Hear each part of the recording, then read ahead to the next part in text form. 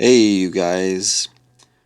I was recently at my grandmother's cemetery and I drove around. It's an old cemetery.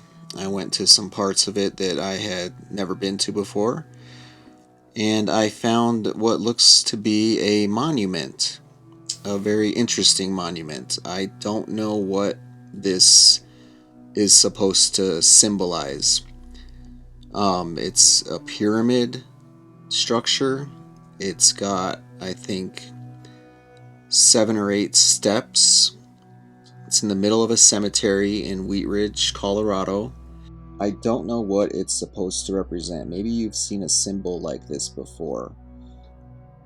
When you look at it closely, you can see the left side there isn't a straight line up top there, and the right corner actually is bent in, curved. I don't know if that's supposed to represent something. The center of it, to me, looks like it could be a keyhole.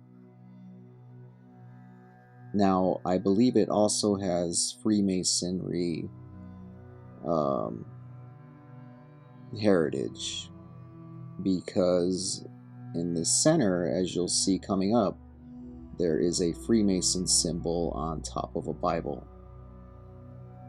Let me know what you guys think in the comments below, and I'll talk to you later.